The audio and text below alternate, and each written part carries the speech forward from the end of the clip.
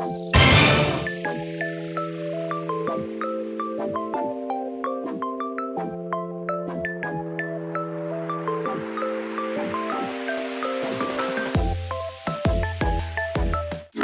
I'm Starry. Last year in 2025, I spent a lot of time making looping animations, and I made all of them while I was streaming on Twitch.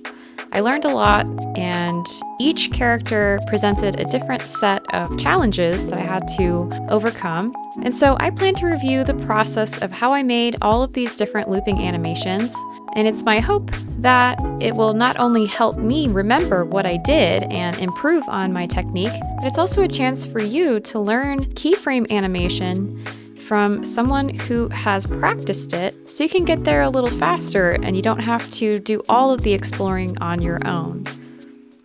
So the first one I wanted to show you was this Sprigatito animation. And I have to say, I'm pretty proud of this little wink she does. I think it's pretty cute. So at the time, I was working in all raster layers. I didn't use vectors for my animation line art. And I actually think I prefer the look of the hand-drawn raster line art, but it is really difficult to clean up these areas without erasing your previous lines. And if you've worked in vector, you know that you can just use erase up to intersection and you can clean up those areas really fast in vector. But it's just a little bit different because when you work in vector, it automatically corrects your line, so it doesn't feel as raw and human and hand-drawn as raster, but there's pros and cons to both. I did a heck of a lot of layers for this particular animation, and I'll pop this out here to take a look at it. So at this point when I was animating, I was doing a folder, an animation folder for each different part. You can combine them into one folder, but it is a little bit easier to see what you're doing if you keep them separate. I also know now that you can add a color. You can add a color to the layers in the layer palette. So something I might do just for demonstration's sake is to go in through the line art layers and give them a color, just so that we can see them a little easier.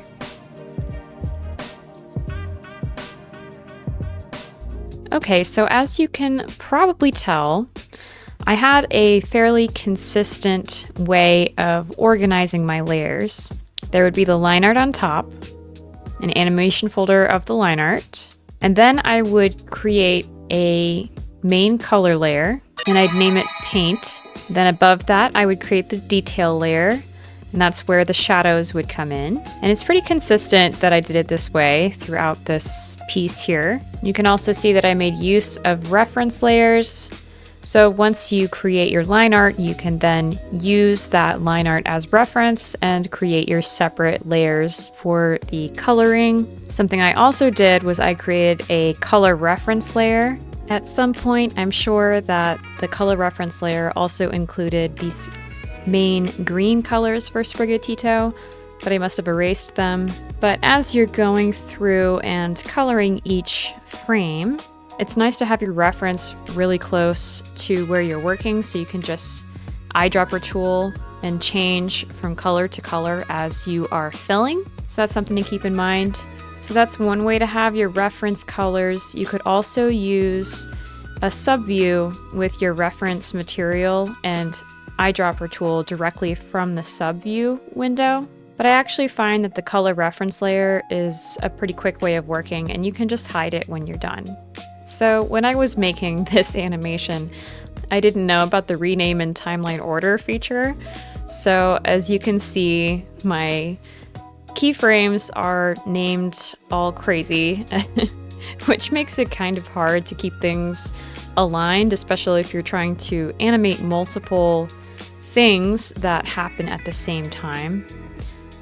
So for instance, we have the tail paint layer, which has to follow where the line art goes, and then the tail detail, which also follows that line art layer.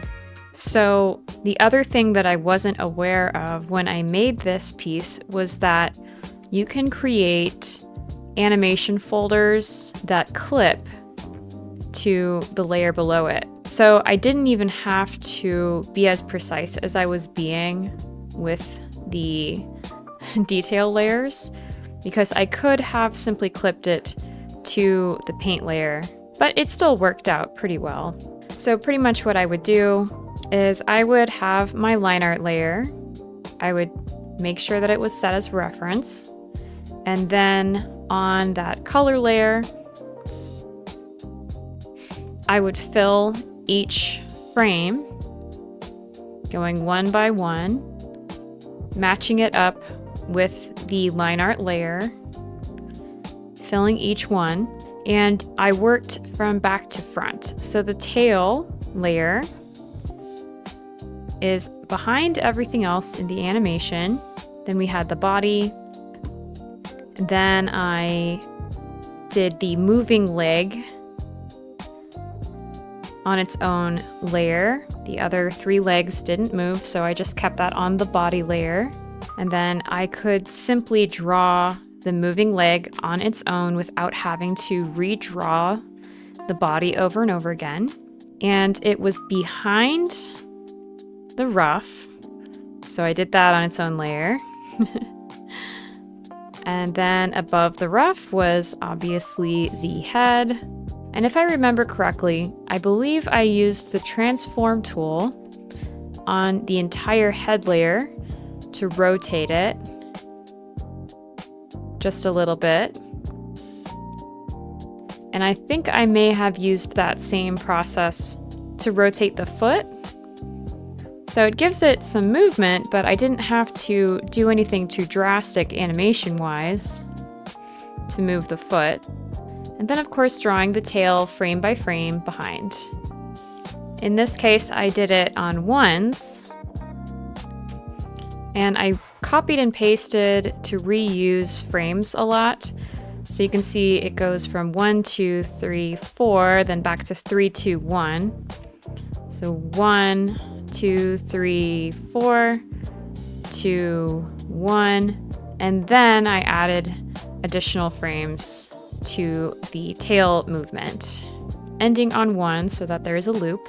The moving leg is on 2s, 2, 3, 2. So there's just 3 frames for the foot. The face leaf is animated separately a little bit, just based on where the head was tilted. So you can see that it holds on 5, but the face detail is what's happening with the ear moving a little bit, and of course the winking eye, which I animated on 1s, 2, 3, 4, 5, 6, and then I skip to have it snap open a little faster to 4, 3, 2, 1, and we're back at the start, so the loop continues. Something I also like to do with these looping animations is to isolate movement. So we have the wink and the movement of the foot, and then there's more movement with the tail. So it allows the eye to kind of rest on different parts of the looping GIF. If everything was moving all at once all the time, it looks kind of messy. So having different movements to focus on one at a time just adds a little bit more charm to the animation. It also makes it feel more full with less. All right, so let's take a look at this cute little bounsweet that I did. This one, I wanted to replicate the bouncing ball animation, basically, but practicing with bounsweet. And what set this animation apart is that I primarily just used the transform tool to move it up and down, and then I also used it to squish the drawing. So when you're doing squash and stretch, you want to try to maintain the same ratio of size. So as he's squishing down, he spreads out left to right a little bit and then springs back up into his normal shape. So squishes down, and this is all just done with the transform tool. And then back up. So you would want to draw the line art and modify the line art to the way that you want it to look before you went in and colored it, unless you had everything organized in such a way that when you transform it, that you're transforming everything all at once. But the way that I was working at this point, everything being on separate animation folders, if I wanted to make a change to a particular part of the animation, it would set me back quite a bit. I'd have to make those changes individually to each animation folder. These leaves and this little stem are behind the body so that when bounsweet is going down, we can sort of simulate the effect of them being pushed up by air, and then as it's coming back up, they rotate back down behind bounsweet. And there's a little bit of a cute little bounce on the stem as well. Then the front leaf has a little bit of a sense of drag as well. And if you take a look at the frames here, you can see that I've done some easing to create more of a smooth animation and the sense of delay. So you can see that 1, 2, and 3 are on 2s.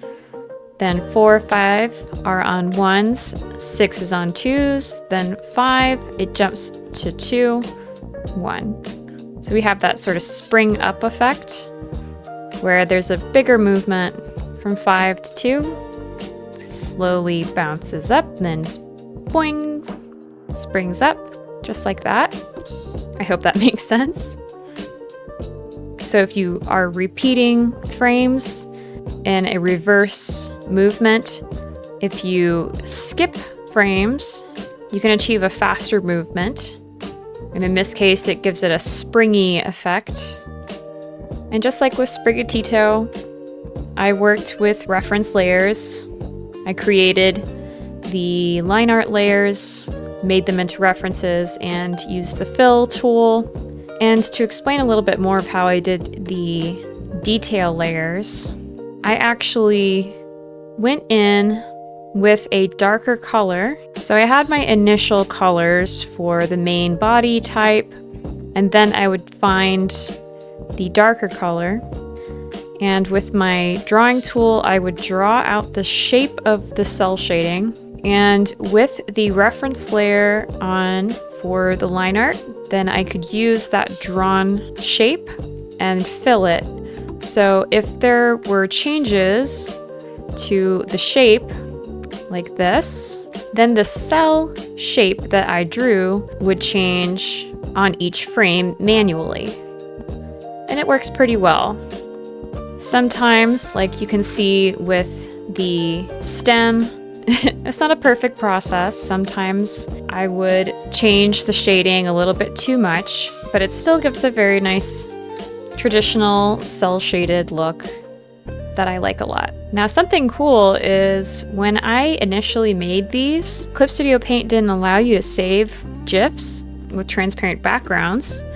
So at the time, I was creating chroma keys, and then in my OBS, I would delete the background with the chroma key. But now when you export your GIF, you can then export transparency in your GIF, and it's just great. So I'm so happy that they added that in to Clip Studio Paint. And also, both of these animations were within the Clip Studio Paint Pro limitation of 24 frames. So if you have Pro and you don't have EX, you can still make some great animations.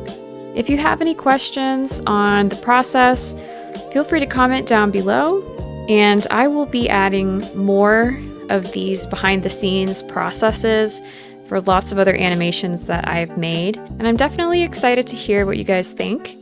It's been really fun receiving your comments and seeing that my tutorials are inspiring you guys to make animations and work in Clip Studio Paint. in ways that you didn't know were possible, and I'd love to keep doing that. So if you haven't checked out my tutorials, you can find a lot of stuff that I've done on animation and using 3D models in Clip Studio Paint. Thank you so much for watching. Please like, share, and subscribe to help the channel grow, and I'll see you again soon.